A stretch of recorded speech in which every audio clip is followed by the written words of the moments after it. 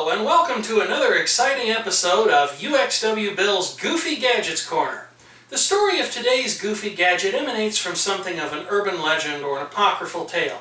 In fact, you've probably heard the story where people take an electrical cord set of some kind, strip the wires at one end, possibly even attach them to nails, and then either shove the exposed wires or the wires wrapped around the nails into a hapless, waiting hot dog. They then connect the other end of the electrical cord set, with or without a plug, to a wall socket of some description, and seconds later the result is, of course, a cooked hot dog. Oh, it certainly does work, and in that sense it might be a bit strong to refer to this as something of an apocryphal tale or even an urban legend, but the truth of the matter is, it's quite a dangerous thing to do. It's not something that should ever be attempted casually, even if you are fairly comfortable and well versed in the ways of working with electricity. No, instead I say it's an apocryphal tale or an urban legend because although people always seem to know of someone who's done it, very few people can lay claim to having tried it themselves. So where does this tie into a goofy gadget? Well, the answer is quite simple. As I turn around and pick up the gadget in question, it seems that National Presto Corporation of Eau Claire, Wisconsin produced a device that works on exactly this principle to cook a hot dog. Of course, having a plastic housing on both the top and bottom, as well as a shield to keep unwise hands from touching the internal workings, this is at least nominally safer than simply plugging an electrical cord set into a waiting hot dog. I can't imagine that it's a whole lot safer though. There's absolutely no safety interlock in this thing's design, other than by virtue of the fact, as I almost drop and break it before I even get to demonstrate it, as by virtue of the fact that it disconnects itself from the actual cooking points when you open the lid. However, the electrical contact points remain quite clearly visible, and it would be all too easy for an unwise parent or a careless child or just someone who wasn't having a very good day to inadvertently poke something into one of these and potentially get the shock of their lifetime.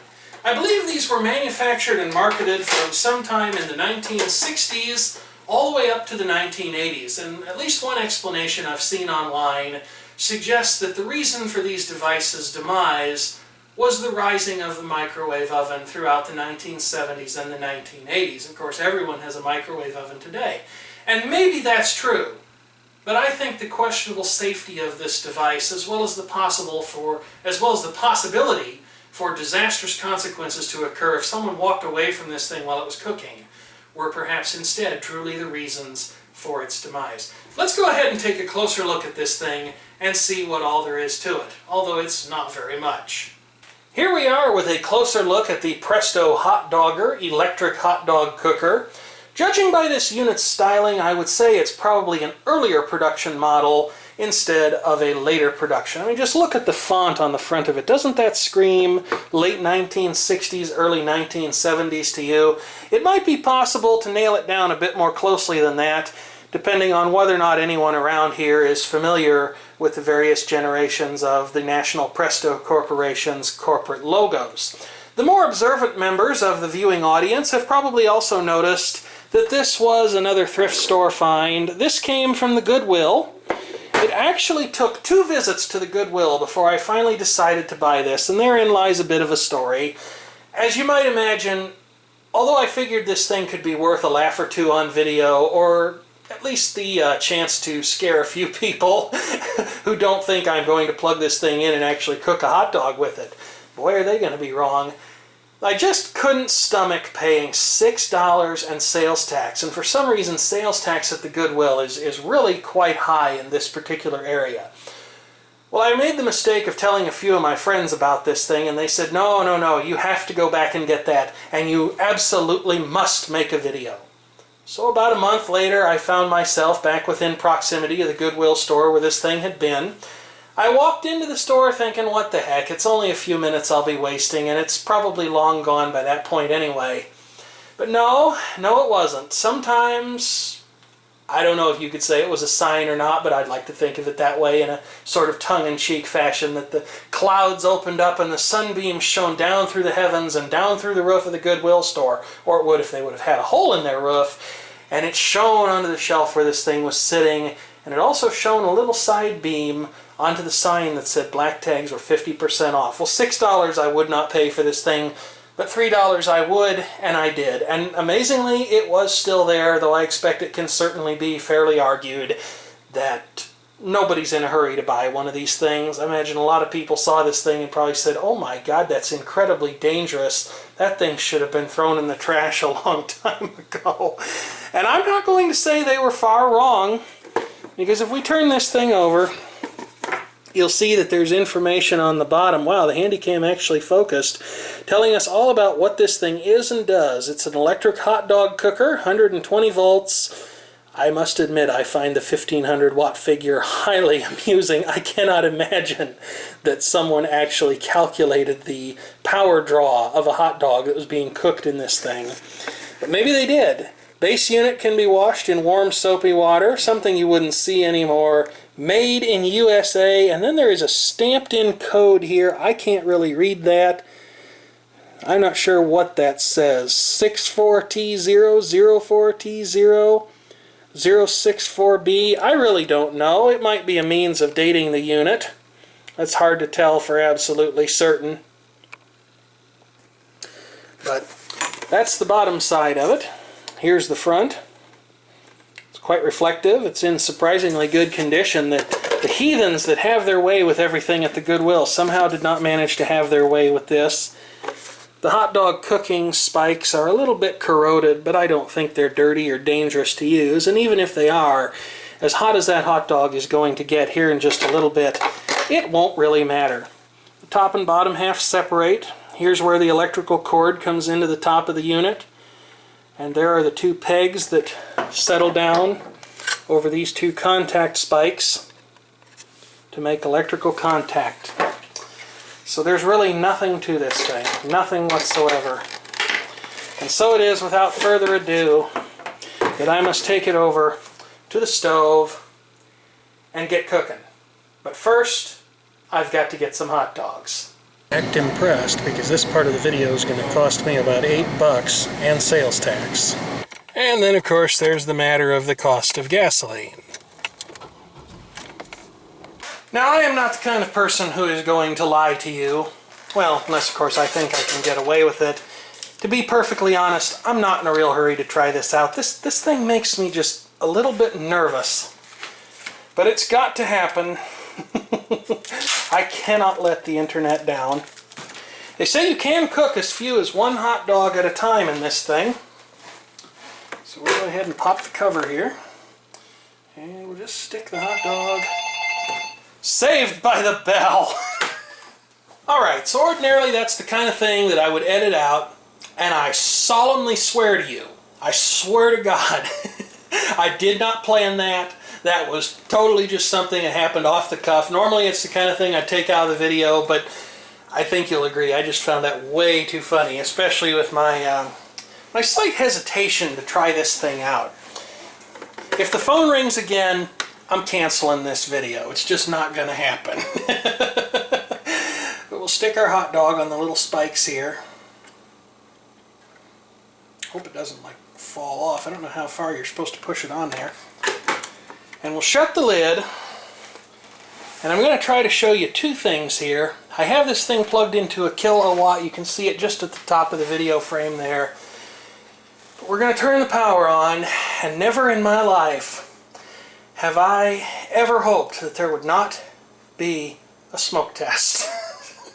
Here we go.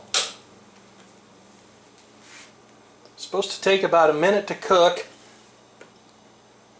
I hear it making noises. But my kilowatt's not giving me a reading yet.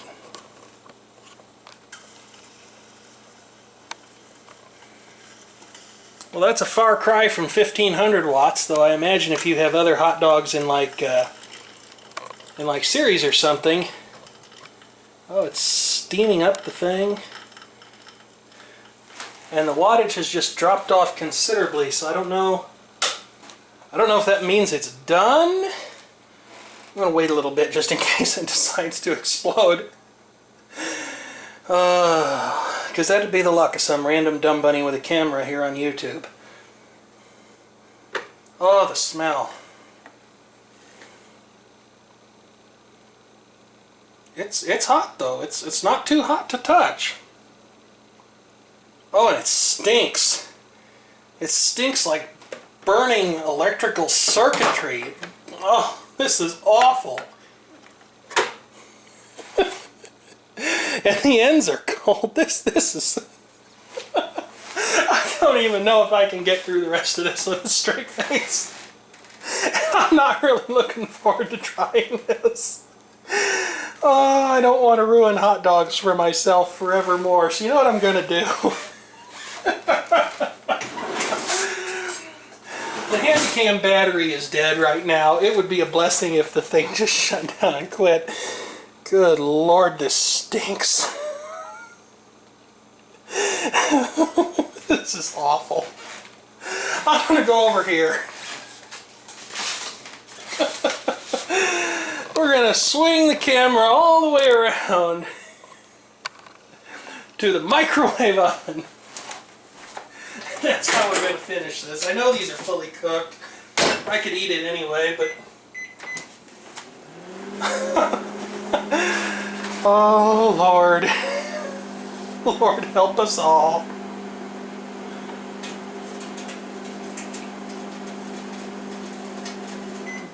There we go.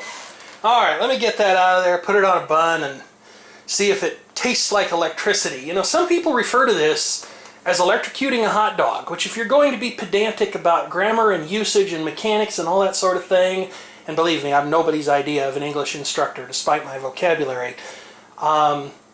See, I lost my train of thought right there.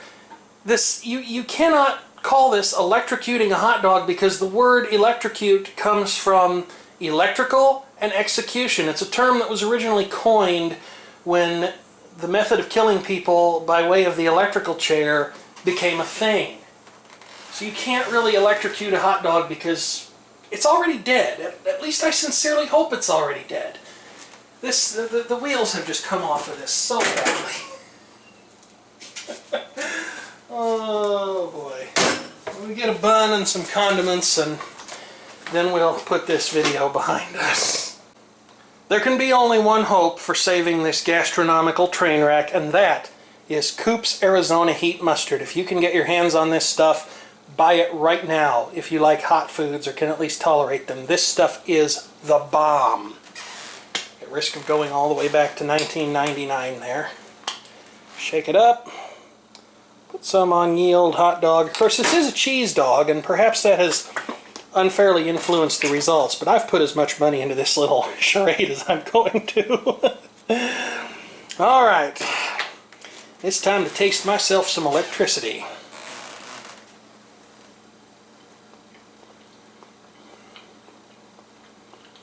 Well, despite the smell, it definitely hasn't ruined the hot dog. But I don't think this is a good idea.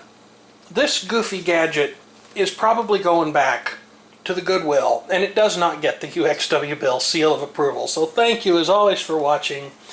And of course, certainly do feel free to leave a comment if you should happen to have one.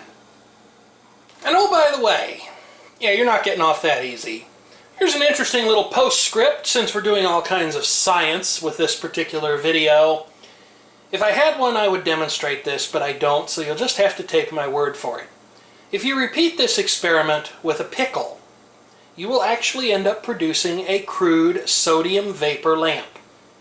However, the smell is truly indescribable and not something you probably want to personally experience. I'm not going to go out and buy a pickle for the sake of that particular demonstration. My dedication to all of you in the viewing audience just doesn't run quite that far.